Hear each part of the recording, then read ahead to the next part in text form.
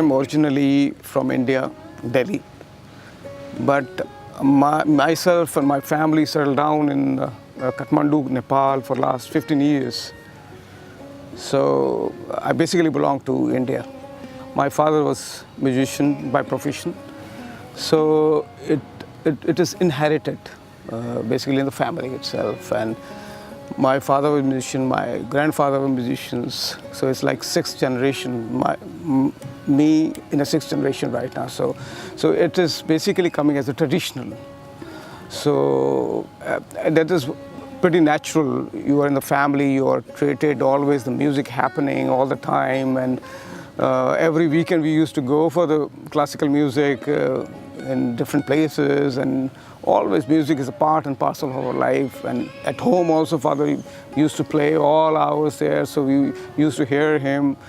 Well, learning started right from the beginning itself, because that time I was a boy, and you know how the boy behaves. It never sits at one place going here, there, but music was always there going on, because all like great musicians like Pandit Vijay Shankar, my father, Ustad Amir Khan, and then so many other great musicians of India. Been hearing so much in the house concerts, in a close gathering. So it was bound to happen. The inside was happening already. Yeah, it was like we never aware of the fact that it's going to be a destiny, but you know it was going along. So it happened like this actually, and it was so natural that because it was a family, so it came so naturally. Everything was so easy, because playing intricate ragas and raganis happening with a tabla player is there. So it's very natural happening. So it becomes destiny itself. Our family instrument is sitar. My father was a sitarist. My brother is a professor of sitar in Delhi University teaching. Quite obvious that the sitar was the first instrument. But then I like Sarod, the sound, the deftness and all that. So I opted for Sarod. And I asked my father, why can't I have one Sarod? And he said, okay, fine. And one day he came. I was that time very young. He came with the Sarod. This is a gift from my father. It's my father's love gift. And he brought this, and then he said, okay, here it is. Now it's all yours. And then I started practicing. And then I get into it, and then I started playing, and then become one with, I hope I become one with this. No, my father himself. I mean, what we are learning is basically the Indian ragas. Instrument definitely matters. The fingering matters, definitely. The fingering is different. So these are the basic things, which I have learned, and I have seen Ustad Ali Akbar Khan playing. So I know the fingerings. And the rest is the main thing is the ragas and raganis to be played. So that's all my father did, and he taught me. And this is how it came to. Yeah, but it was pretty natural. I've been seeing my father playing all through, and I've been going to the concerts, my brother playing, so it was like kind of a traditional kind of a thing happening. So it was the hitch of awareness of people are there to listen to it. You don't see the people, you see as if it's a part of yours, and you become one with that. So it becomes pretty natural. I've never been scared of people because they are part of me. So the music came into this not as I'm scared about the crowd or people, but it naturally came, because I was watching my father playing so comfortably and my brother playing so comfortably on the stage for thousands of people around. So that thing inherited it. I think probably that's how it is. Yeah, I remember it was long back. I was performing. I was young at that point of time. And that time it was basically, when you sit somewhere and sum up and try to play, is you have to go inside and close your eyes. The best way for me is to close my eyes and then get into it, I played it around, say, when I was around 19 years old, kind of a thing, 18 or 19, and played first time. Well, goal is for music, we cannot set a goal, especially talking in terms of the classical music. It is a soulful, there's no word, it's just an instrument. So it is very difficult to say there's a goal. It's a transcending factor. And every time you play, you are transcending. And this has never been that I reach certain this thing or going to better. It's always a new thing for me. It's a new test, a new exam. Every time I play, it's like a new exam, new test. So it's never ending process. So there's no set goal at all. It's a transcending. This is around 15 years back. There was kind of a thing. I came to Kathmandu for a certain project. And in 1994, the first time Sri Chinmoy was there in Nepal. And though I didn't realize, now I realize the fact that there was kind of a destiny somewhere. And I couldn't see him at that point of time.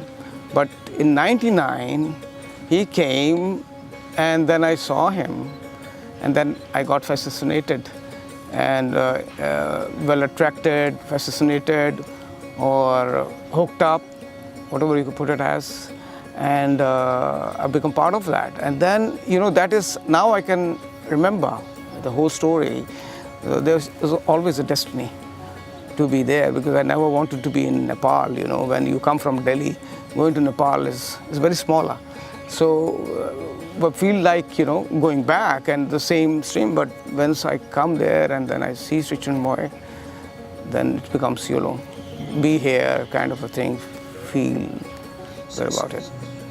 Initially, even I can't describe the meaning of going into the spirituality in a full swing, in a sense that I didn't know much about this. I didn't study, I didn't look for guru, frankly speaking. Then once I saw guru, then there's something, there was a big energy like a magnet somewhere I felt inside Sri Chinmoy, guru. So that attracted me. And then I try to learn step by step. It's like a toddler walking. You're teaching a small kid how to run or how to walk. It's the same way it happened with me also. Though I've grown up, but I was like a toddler in terms of spirituality. So I didn't know not even a single ABCD about the spirituality. I've heard about, I've read about, but this is total, it's a spirituality is a complete yoga.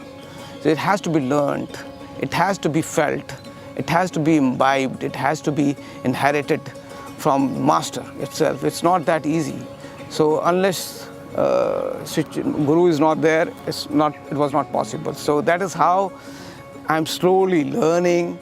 It's basically a journey, and it's pacing me, and it helping me in my music as well to make the music more divine, more godly, more like beyond words. So I play for him, and that is how the music goes on. Music is basically, initially, a self-motivated art. More you please yourself, more I please myself, more I please you. And more deeply I go, more deeply as within and without. It's within me happening and without me happening inside you when I play. So more deep I go, more deep you go. And this is how the relationship between a listener and the player. Sometimes the listener becomes also a player, and the player becomes a listener, because it's a two-way contact. And this is how the oneness contact of the Supreme, the God, we call it as. So it's a best language, as we call in our general language, music is a universal language of God. This is what it means if I relate to that universal language of God. Music is a second step to meditation, which transcend you or transport you to the higher consciousness in silence. The silence itself is a soundless sound, and that transports us very easily. And then we reach a state of silence very much, because once we are from the sound world, should go through the sound world to the soundless world. For that, we need a kind of a vehicle. So the music we use as a vehicle, as a transport. to take us to the silence sound world. Well, I met him in a peace concert in Kathmandu, and it was in Solti Crown Plaza, and that was a meeting around 10-15 minutes we were there, and I really like his presence, his energies, and he was beaming with energy, and he played so many instruments before us, and that really attracted me. And a person who has so much to contribute, the paintings, charnacalas, and music, and so many dimensions one person can execute. I haven't seen anyone. So that really attracted me, and it was like a magnet attracted me, and then I become close to him, and I really liked him. He called us to come forward and meditated on us, and then it was very moving, very special moment for me to become part of the spiritual family. Guru's music is basically all written and composed for divine, and the words used in Bengali, the native, mostly on the native language, English also, it's all selective, and purposely Guru has used this for highest, for the supreme or God, you can put it as. So the consciousness in Guru's songs and music is very high, and that transports you to the very highest pretty easily. Guru knows that it is the music which can transport easily people ahead. And well, you say about the classical music, what I play is basically I feel the same music, what it sounds simple, but at the same time it transports us. At the same time it transports us to the higher consciousness. And the consciousness is very high when we sing, along with the songs, like so many songs, like how many? 23,000 songs altogether, more than that even. So it is like even if you sing few songs every day, it gives you a kind of a upliftment in terms of consciousness. So for myself, now music, it is not a worldly music. I'm not just feeling that I'm playing for audience, I'm playing for gods inside the people. So here I relate this Guru's music helping me to relate the music to God. God within and God without. And all. His music helps us, his writing helps us to transport us to the soundless sound world, which is his world. And then he directs, because he directs even in oneness, like we play all together, or the disciples come, play together, and that is his message, the oneness love. The whole world is one in peace, in oneness. And that is where it speaks the language of, universal language of God. And the love, the divine love among us is the message of Guru. And even if he is not in physical, I don't feel like he's not there. He may not be seen physically, but he's there to guide us. So there is a soundless sound. We call it as Anhatnad. There is a Sanskrit word called Anhatnad. He is speaking to us in and through each and every disciple. He loves each and every disciple in the whole world through his soundless sound music. Gurudev tumi amar lagiya ashis jatanu pao